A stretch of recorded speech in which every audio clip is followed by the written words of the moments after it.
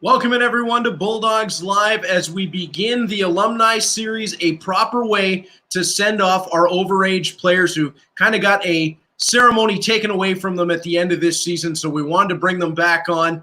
Before we get into it, just want to thank Plaza Nissan. And if you have seen the Bulldog truck, you know why we are such big fans of Plaza Nissan, our wonderful friends and sponsors. Billet families are needed for the 2020-2021 season. And, of course, you'll get to hear from a Bulldog player in just moments, and he will be an exact example of why you should have a Bulldog player as a member of your family. And speaking of that Bulldog, the captain, the 2018 champion, he scored some of the biggest goals in Bulldogs history, Isaac Nurse. Isaac, thanks so much. Whoop, we lost your sound there, I think.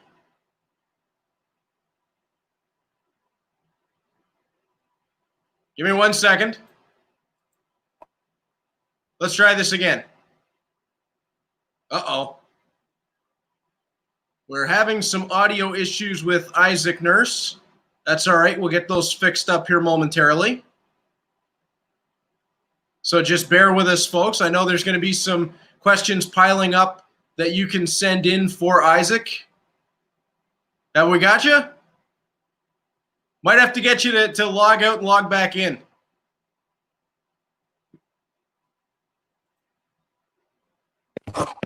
Oh, there we go. Can you hear me? There we go. We got you. There we go. Now we're going. And that just proves, folks, that we are, in fact, live. So we'll try that again, Isaac. Obviously, we want to thank you so much for your career with the Hamilton Bulldogs and everything that you did as a Bulldog. When you look back on it now, what are your thoughts on your time in the OHL in Hamilton? I mean, it was amazing. I mean, to me, it's the best organization I've ever played for. From the coaches to the management to the teammates I've had, everything's been outstanding. So let's go right on to some of the comments. I knew they were going to pile up early for this one. Kristen Rafferty says, Roman, that's her 8-year-old son. He's been a fixture on these Bulldog Lives broadcasts. Would like to ask how you felt when winning the championship, but also how do you feel about moving on from the Bulldogs? I mean, winning the championship was the greatest thing I've ever accomplished, really, in hockey so far. I mean, it was the best day. I mean, winning in your hometown, it doesn't get any better than that. And I mean, leaving the Bulldogs for next year, I mean, it's tough. I mean, that was my home for the last 4 years. I mean, we've had the best fans in the league. So, I mean, it's going to be tough for sure. And as usual, we have friends and family collusion on the show. Michelle Nurse, very proud mom here watching. Obviously, your family – there you go.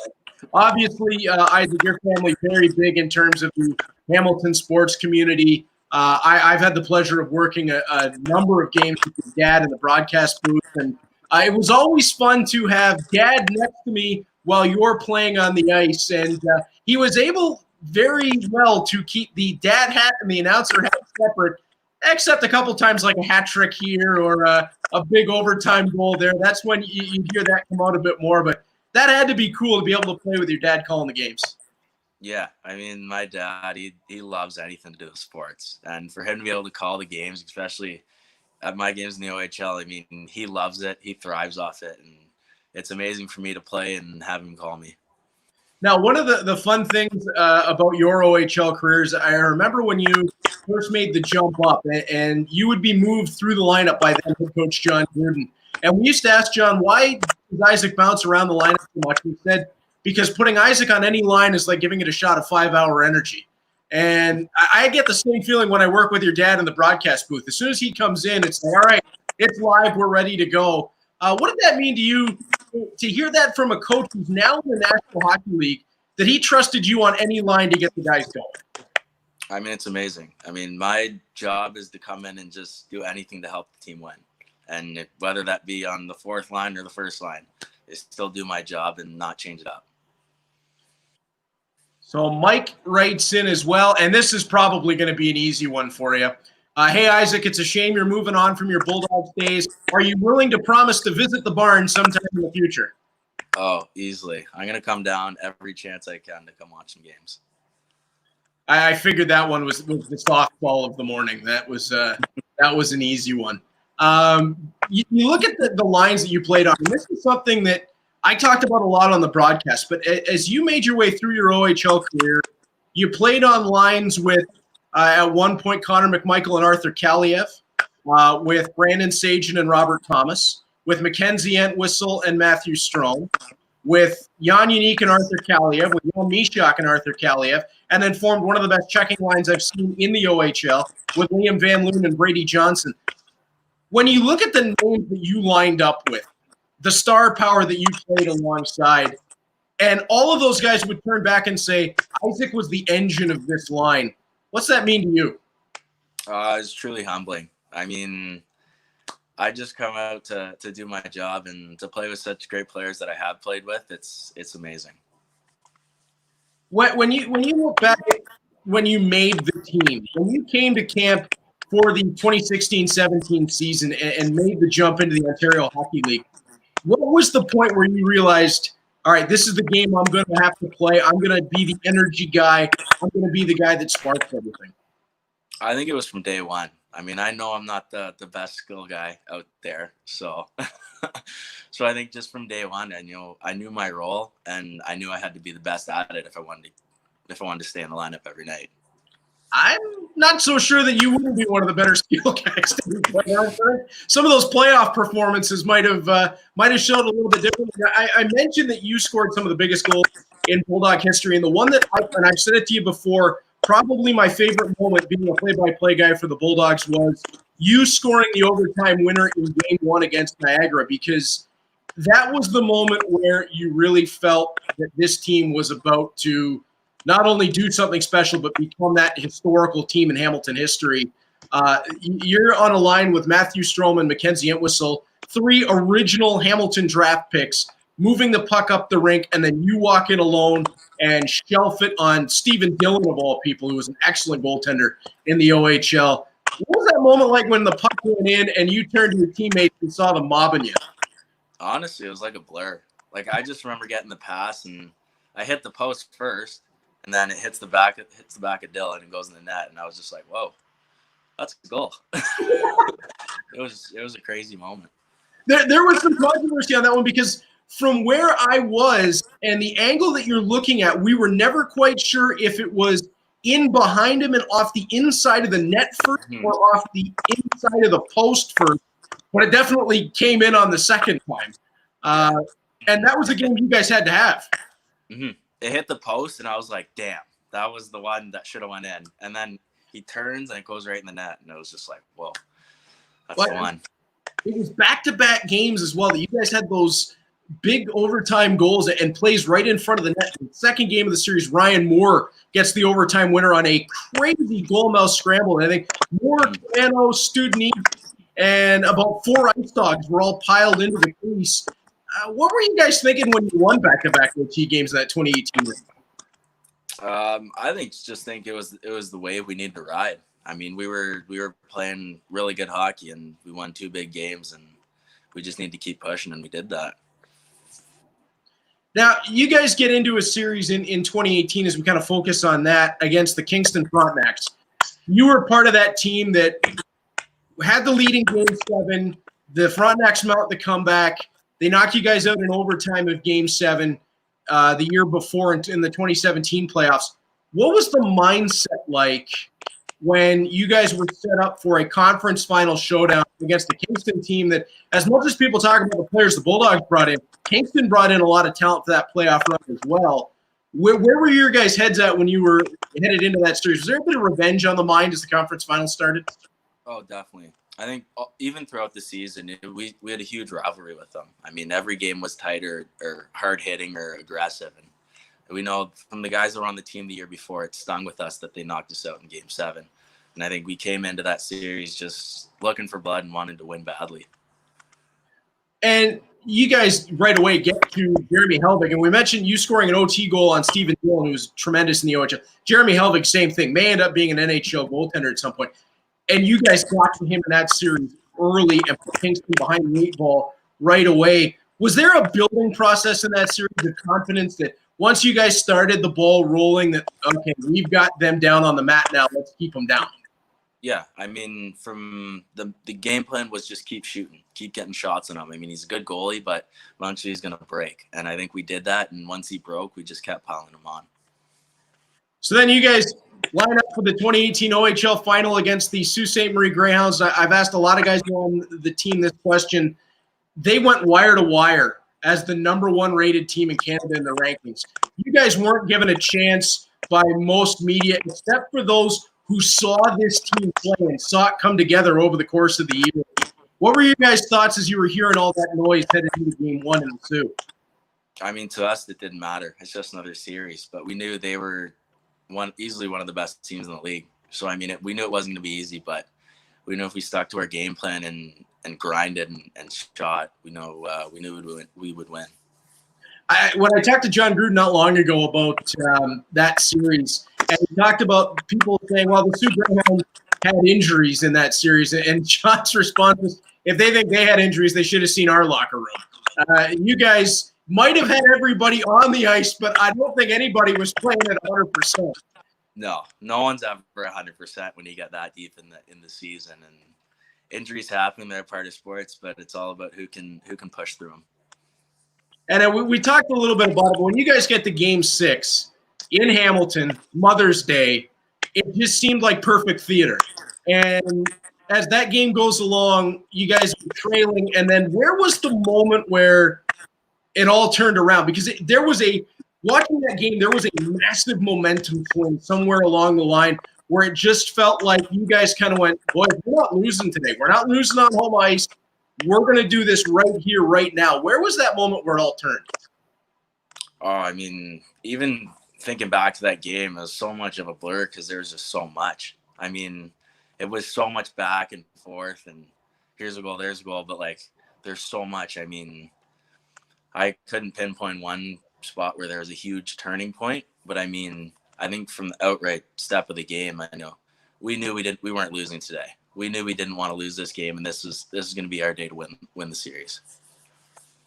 What was the feeling like lifting the Robertson Cup over your head on the ice after? I remember being on the rink, and I saw you and your family right away after the game, and seeing some of the other guys who were essentially there from day one, and guys like Ben Gleason, Will Bitley joined a year later, and Matt Strom, Mackenzie Entwistle, their families. What was that feeling like? Because that really felt like this was the culmination of a group that was destined to do this. It was amazing. I mean, that was just the end result of a great team and a great effort and a really great year. And I mean, to lift that cup, it was truly amazing, especially for me being the hometown kid. I mean, it was amazing to bring a cup to the city. Absolutely. It's all sideways writes into us. Thanks for being an awesome captain. You absolutely were. The Blake kids want to know who's your vote to take over. Now, I do not want to get you in any trouble here. So what we're going to do is let's and I apologize to the question, but let's talk about the leadership group that you're leaving behind in Hamilton, because so many of the guys have talked about what a great leader you were for this team. What do you see in that leadership group, and maybe who do you think? Give us a few names of guys that you think are going to take that next step as leaders. I mean, I see a lot of growth in the young leaders we had. I mean, they were young, but I mean, they were top guys on the team. I mean, all the really young guys looked up to them. So I mean, for them, I think just it's not going to be hard adjusting. I mean, they're big boys. I mean, they're leaders in their own right. So I don't think it's going to be a problem for them. Now, the Bulldogs the other day completed a trade. They bring in Colton Kammer from Sarnia Sting, and one of my first thoughts was it's kind of a shame that we don't get to see you and Colton play together, because very similar outlooks on the game. Colton, a very hardworking, hard-nosed defenseman that gets up and down the rink and likes to play in the dirty areas. And it was just one of those things that immediately Steve Staios comes out and talks about the leadership value that Colton Kammer will bring, but that sounds like the kind of guy you'd want to have in your locker room, Isaac. Yeah, I mean, from what I've heard, he's a very solid, steady defenseman, and he's really rugged. He's a good leader in his team, and I mean, he's going to be a big impact for the Bulldogs next year. Here's one that Mike's writes in, and this is just what we were talking about. I loved round 3, game 1, of course, the 2018 one, where we chased Helvig from the net. Then me and my buddy started chanting, "We want Helvig," because they put the other guy in. That goes back to what you were talking about, that if you could keep going, you'd break them, and you broke them. And that kind of speaks to the Hamilton fans as well, doesn't it? That they realize at the same time, we just broke one of the best contenders in the league. Oh, yeah. I mean, you keep shooting, and once you break the goal, you get inside of his head, and it's yours from there on out. From Fred, is that Darnell Nurse in your family? I can answer that one right away. Yes, he is. And Isaac, if you want to talk about the influences of your family, because for people that don't know, the Nurse family, just a rich sports history, especially in the Hamilton area, between your dad, your uncle, your cousin, your sister, yourself. You just want to talk about the influence that your family's had on your playing career? Yeah, I mean, my family's been my biggest influence and my biggest support. I mean, from my uncles to my cousins, I mean, they've all been there. They've done and they're doing everything they can to be the best at what they do. And for me to have some people like that to look up to, it's amazing and the biggest help for myself. I've been clamoring for the Bruins to trade for Darnell. I've just absolutely been clamoring for it. I don't think it's going to happen. Edmonton will be long pressed to let him go. But when you look at your family and the amazing accomplishments, and your sister, who everyone knows the story, what an incredible hockey player she is, has represented Canada so many times, medal winner, and then from just an interview that I did with you guys last week, she looks at you and talks about how proud she is of your accomplishments. What does that mean? I mean, it means everything to me. I mean, growing up, me and her and my brother, we'd be outside and my dad would be training us and we'd just be pushing each other. I mean, we all wanted to be the best hockey players we could be. And with us, I mean, we just pushed each other to be the best we could. And I think we're each other's biggest support and biggest help. And I've got to give a shout out to your brother, because I think he really goes under the radar, and he was a tremendous hockey player as well. Drafted to the Sioux Greyhounds, played a long and very good career at a few different levels of junior hockey. Somebody that very easily, in the right situation, could have been an OHL hockey player. That had to really help, because as you were coming through, he was going through the same sort of things. You guys bounce ideas off each other, bounce plans off one another, and how you were going to make it? Yeah. I mean, me and my brother, I mean, we're the same basically. I mean, we constantly push each other. We're always doing something together, always putting together. I mean, me and him together, hockey was our thing. And for us, it was push each other to be the best. What are family get-togethers like with the Nurse family, when everybody would get into the same room with siblings and cousins? And I mean, was that like a family Olympics every time you guys would get together, or some sort of battle royale? Honestly, when we all get together, we don't even talk about sports. Sports are kind of the back burner, actually. It's more just how everyone's doing and just enjoying our time together. I mean, we don't get to see everyone together in the same place often, so when we are, it's kind of, we're just taking it in and enjoying the time. Now, on that note, we should talk about how you've been handling what's going on right now with the pandemic and the season, your final season in the OHL. The end of it gets canceled. I remember on the bus the day that we were headed to Kingston and then got turned back around, there was kind of a nasty feeling that this might be it for the end of the year, and everyone kind of was down about it.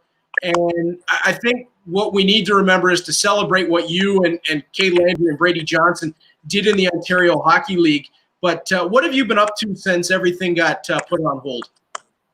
I've been outdoors a lot lately. I mean, it's been a good time off. I'm not gonna lie. I mean, it sucks everything that's going on, and there's so much going on. But I mean, there's not much to do but enjoy the time you have with friends and family.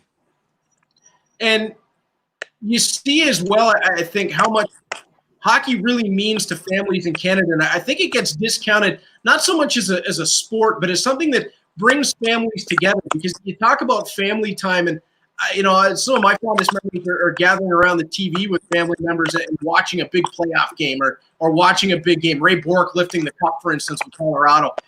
You look at that, and I think as hockey comes back, there may be more appreciation for the sport itself at multiple levels once we get through all this. Would you think?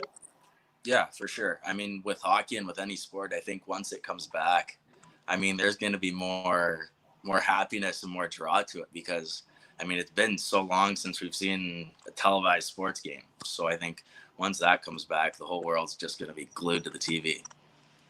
What are your thoughts on the National Hockey League resuming possibly in the summer? Do you think watching hockey games on a patio might be somewhat interesting?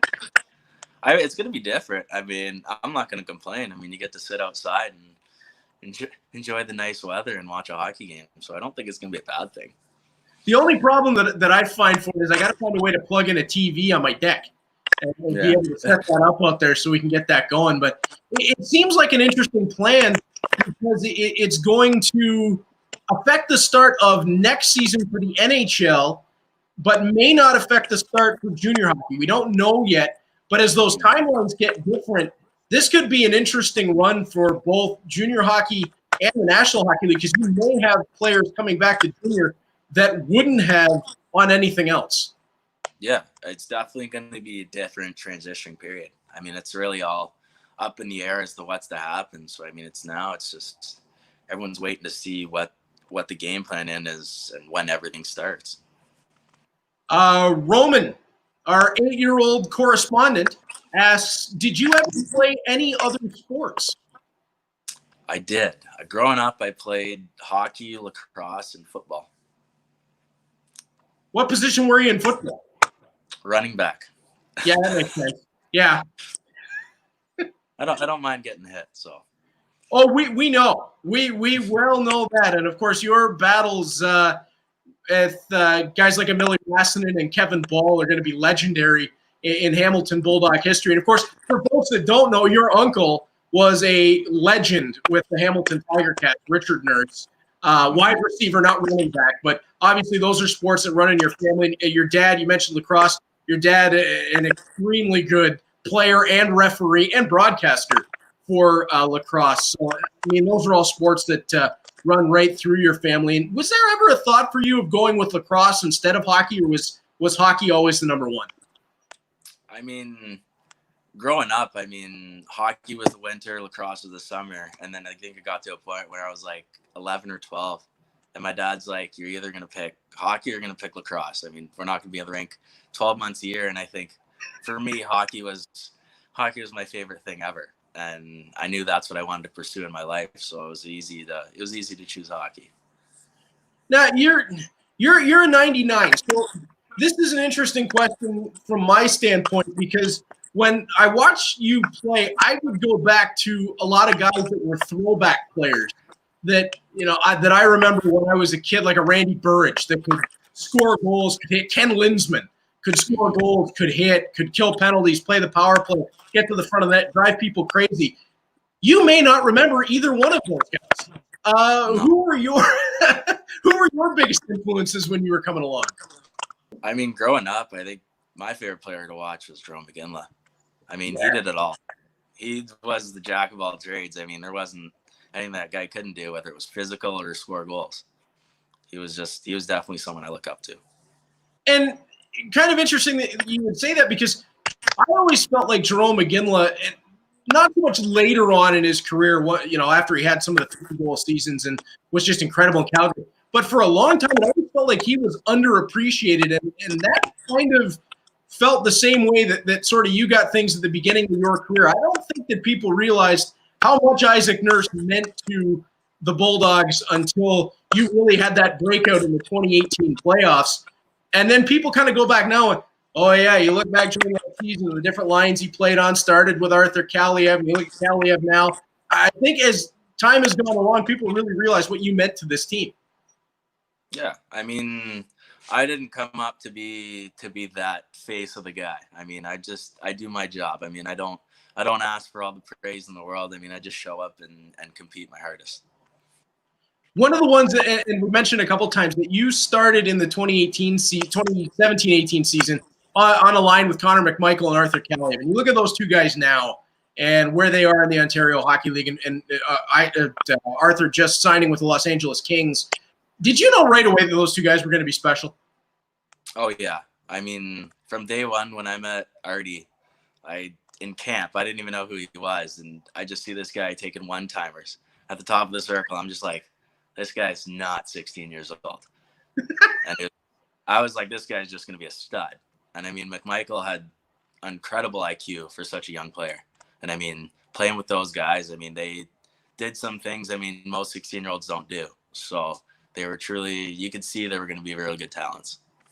Not just 16-year-olds. Have you ever seen anyone that can shoot the puck like Arthur Kaliev? I don't even know. The way that comes off when he shoots, that is just unbelievable. Now, here's a question that I've been dying to ask you, because at times this year, you were the front of the net guy on the power play. So the puck gets out up top, and Nathan Staios puts a beautiful one-timer pass into the wheelhouse for Arthur Kaliev. Was there ever any fear standing in front of the net as Artie wound up for that? Not really. I mean, you know, he's going for the net. So as long as you're standing in line with the goalie, he's not going to hit you. So that's a great point. It's just every time he winds up with that thing, you know it's coming off as a blister. It's not in the goal. No, he's made sure of that. Stephanie, our incredible Bulldogs super fan that's followed the team from the beginning, says, hi, guys. Isaac, what's something that you learned with the Bulldogs that you'll be able to carry with you in the future? That's a great question. Yeah, I mean, definitely what I learned most is just be yourself and work as hard as you possibly can. And I learned that from day one. I mean, day one I came in and that's what the coaches said. Be you, don't change up for anyone else, and work as hard as you can. And I think that stuck with me through hockey and through my life. You talk about working hard, and obviously the penalty kill was one of your specialties in the league. And the number of times that you'd score a big shorthanded goal or steal the puck away and get a breakaway. Is there a key that you can give to young players about killing penalties? Because it seems like a skill that when it's done well, it looks simple. But anyone who's ever done it, and at a high level, can tell you that it is not easy to do. No, I mean, the key to killing penalties is just work hard, but work smarter. I mean, you have less guys on the ice, so I mean, you can't go chasing around. It's all about how smart you're going to work there. Absolutely. Now we've got we're at about the halfway point of this. We've got a commercial from our friends at Plaza Nissan. Isaac, when we come back, we've talked about the start of your OHL career. I want to get into really when you took the leadership role, 2018-19, and of course this year 19-20 as the captain of the Bulldogs, and talk about how you finished out your OHL career and the guys coming behind you that you see as being able to take the next step for the Bulldogs. So stay with us. We'll be right back after these words from our friends at Plaza Nissan.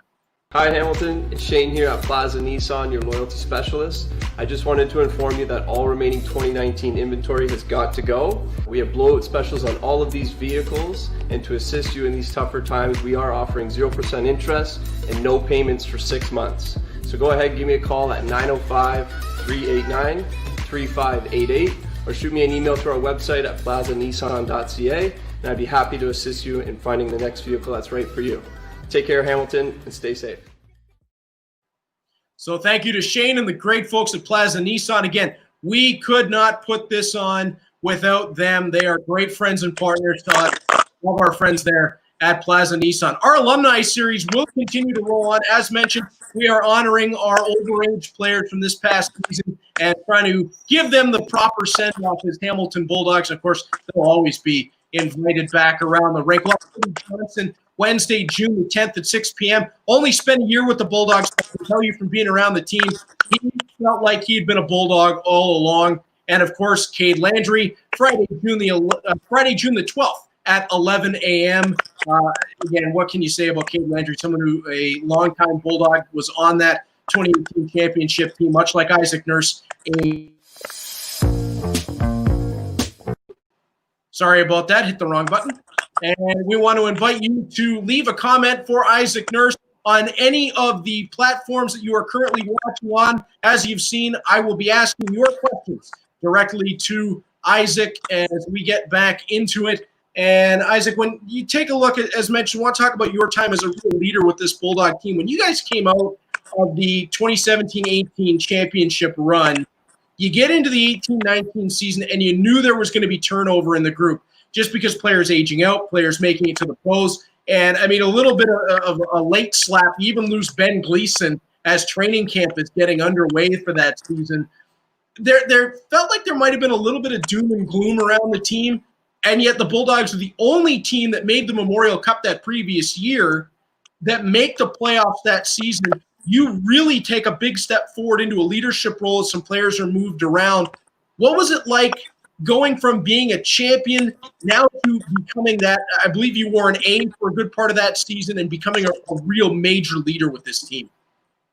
I mean, it was great and humbling. I mean, to be recognized as a captain or assistant captain on the team, I mean, it was really humbling. But we had so many leaders on that team, like so many. I mean, letters only say so much, but I mean, the amount of guys we had to step up to the plate, it was more than just the 4 letters. Absolutely. And you still had, for a good part of that season, Mackenzie Entwistle and Brandon Sagan were around. Matt Strom was there. Nick Mattinen was still with the team. You saw this group of young players, and specifically 01s and 02s, really start to take that next step. And I think one group of guys that really opened up a lot of people's eyes, Liam Van Loon, Logan Morrison, Avery Hayes, they played together as a line for a good chunk of that season. Did you know right away that, yeah, we've got a real good group of kids coming behind us to be that next group? Yeah, I mean, I think from day one from that season, I mean, we knew. I mean, these guys are gonna be something special in a couple of years. I mean, this team's gonna be something special in a couple of years. I mean, they had all the intangibles and all the good things that they were doing. I mean, we knew that they'd be something good. You look at this 2020 NHL draft that's going to come up following the playoff structure, and at one point, Logan Morrison was ranked near the back of the rankings, and a lot of people talking about him potentially as undrafted. Now, we've seen his name really move up the charts recently, and I think as people have been able to dig into his game, they see that, yeah, no, this kid has a lot of special qualities, including a supercomputer between his ears. But can you just speak to how crazy teams would be to pass up on Logan Morrison in the draft? I mean, it'd be insane. I mean, his IQ level and his vision is impeccable. I mean, he's so smart with the puck, and his skill level is really good. I mean, you'd be wrong not to pick him. So definitely got to grab him. Now, a name I should have brought up when we were talking about the 2018 team, Steve Staios. He builds that championship team, turns it around, has an incredible draft class of 02s, and you start to see the building process immediately. And then you look at Steve Staios, Ian Mahar with him, all the scouting staff for the Bulldogs, the coaches that you've had with the Bulldogs, and how quickly they went from being that championship team right back to being a team that could threaten. That we saw again this year, that very good chance the Bulldogs could have pulled off a first-round upset had we gotten into the playoffs. But when you saw that immediate transition from championship team to, okay, we're going to build this thing quickly again, you just talk about the job that guys like Steve and Ian and that whole staff have done. Yeah, I mean, our management and our upper staff, I mean, they do an incredible job. From day one when I showed up to when I finished, I mean, you can see that they want to win every year. I mean, there is no give-up year. There's no where we're finishing last, we can get a high-pick year. It's we're going to push every year. We're going to try to compete every year. And 3 guys who we have to mention, I always bring them up, 3 of my favorite people to be around, Casey Moore, JP Lasiak, Danny Bushy. I don't think you could ask for a better group of equipment guys and a trainer. Those guys are athletic therapists. Sorry, JP. I just think those 3 guys really make it a special atmosphere anytime because they have the backs of you guys no matter what. Yeah, I mean, they're pretty much our brothers. I mean, they're in the fight just as much as we are. And without them, I mean, we're not what we are. We don't have anything we need. Without them, we're not as good as people or as players without them. They're a true backbone in the running. No, absolutely. Totally agree. As we get to the 2019-20 season, Justin Lemke, Mackenzie Entwistle, Matthew Strome, Isaac Nurse. You're the fourth captain in the history of the Hamilton Bulldogs, and I think it had to have been just about a unanimous choice. I was screaming from the mountaintops that I thought it could be you headed into the 1920 season. What did it mean to follow in the legacy that those three guys had left? I mean, it meant everything to me. To be named captain of the Bulldogs, I mean, it's the best organization in the OHL, and it's one of the greatest accomplishments you can have. And for me, being a hometown guy, to be captain of the Bulldogs, I mean, growing up, I've watched them every year. I mean, I've watched them all the time, go to games all the time. And to be on that ice wearing the C, it was truly humbling and amazing. And that's something that cannot go understated. You grew up in Hamilton. Hamilton Husky, proud of it. You come to the Bulldogs, and as you get named captain and playing in front of your hometown crowd with your family in the stands, Steve Staios, a hometown guy himself who played 1,001 in the show, is the one who's putting that C on your chest. Did that make it even more special that it was a Hamilton guy who played with the Huskies, who played in the show, that was the one telling you that you're the captain? Yeah, most definitely. I mean, he's been through everything that any of us have been through. And for him to want to name me captain, it was one of the greatest moments of my life. So, as we get into the 1920 season, Jan Jeník is back to open up the year. Arthur Kaliev is back, and then you start to see some of the 03s roll in, like a Ryan Winterton and a Lawson Shirk. We talked a little bit about the 02s. When you look at those 03s, and we'll include Ryan Humphrey, who signed on the first night of the season with the team. What did you see immediately from those three guys? I mean, I saw a big jump from them. I mean, from day one, they were jumping out the gate. I mean, you could see they're really good players, and they helped us a lot this season. I mean, we're a very young team, and they really stepped up to the plate this year. Jan Jeník, before his injury at the World Junior Hockey Championship, was the best player in the OHL. I don't think at this point there's anybody doubting that. What were you able to learn and take from playing with that guy? I mean, just his energy level and his compete level was off the charts. When he was out there, he wanted to be the best player to step on the ice. I mean, there was no day where he didn't give his 100% effort.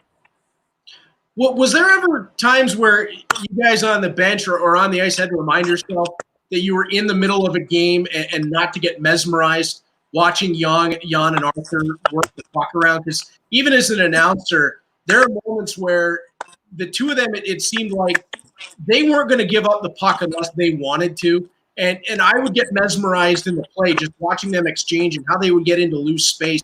You guys have that at ice level?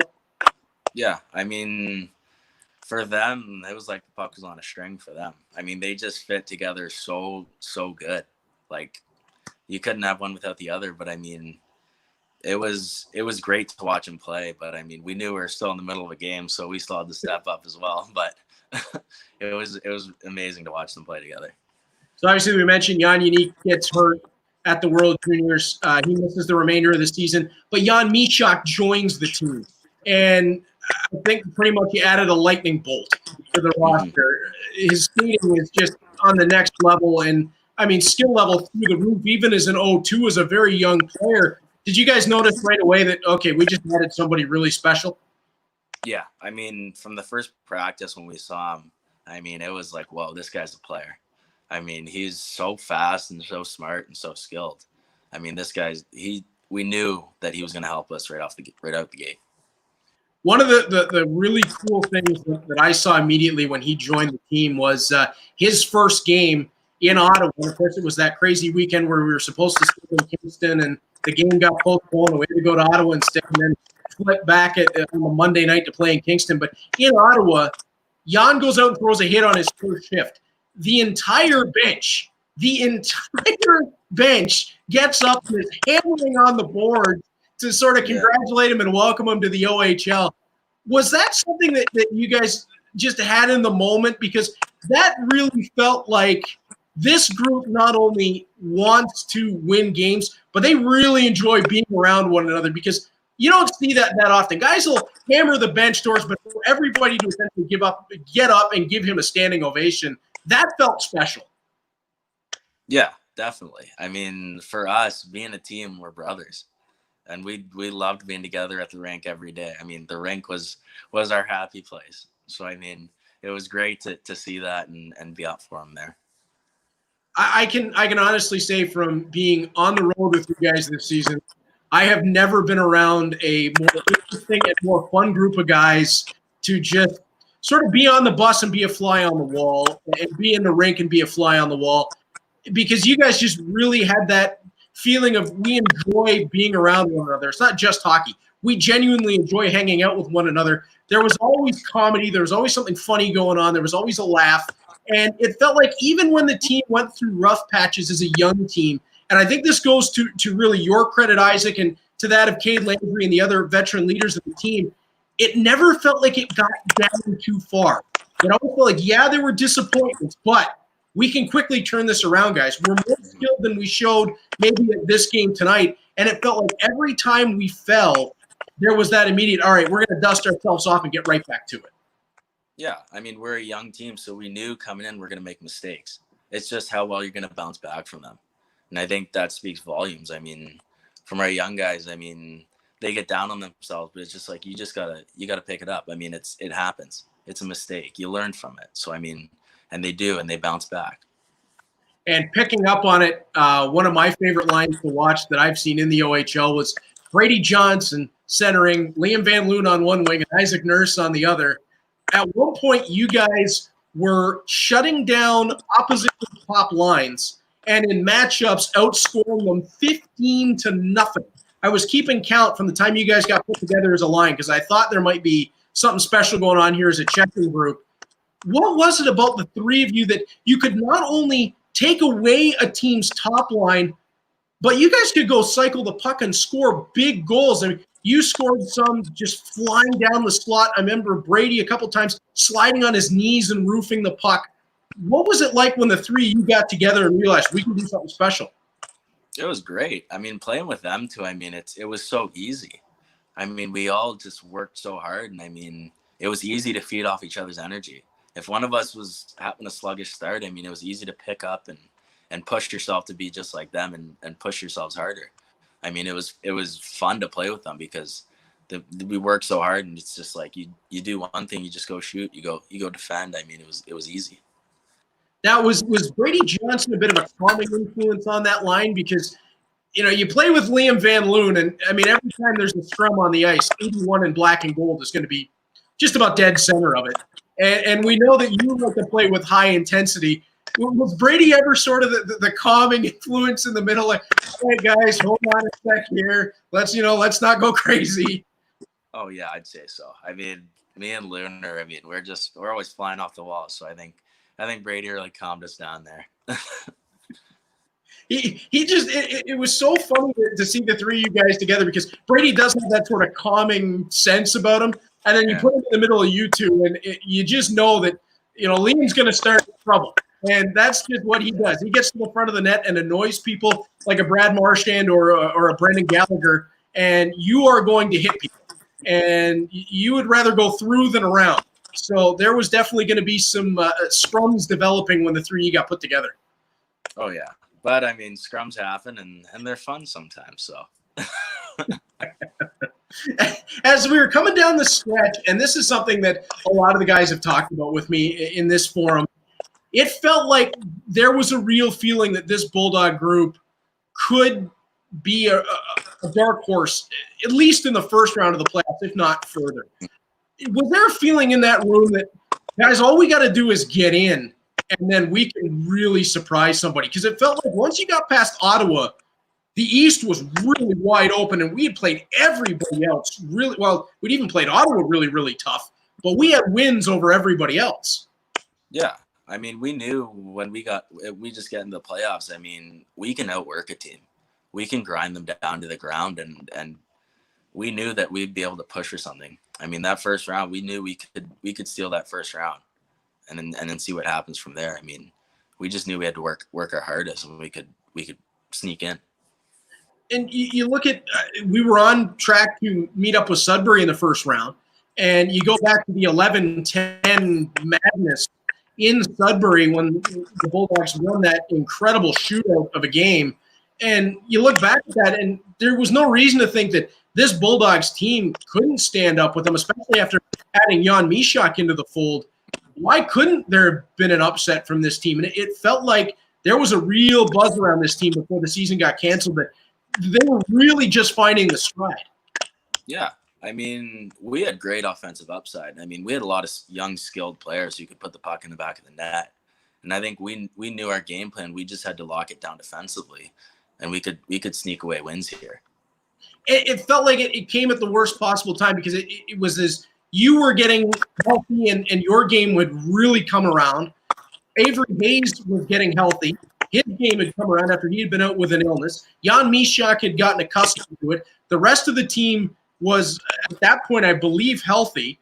I mean, depth, skill, defensive ability, scoring. What didn't this team have to be able to surprise somebody? Yeah, I mean, it was definitely bad timing, but I mean, I guess everything happens for a reason. So I guess I just kind of got to take it and ride with it. Well, as you move forward, I know there's going to be a number of options for you in the future, Isaac, but what are you going to take away from your time with the Bulldogs as you move forward in your hockey career? Because obviously we know it's not over. We don't necessarily know where 2020, 2021 starts for you just yet, but we know that your career is not over. So what are you taking forward after a great run with the Bulldogs? I mean, every experience that I've ever had with the Bulldogs, I mean, I'm definitely going to hold on to that tightly. I mean, every relationship I've made through the Bulldogs organization, through the OHL, is going to hold close to home for me. And it's going to be a fun ride to see what's next.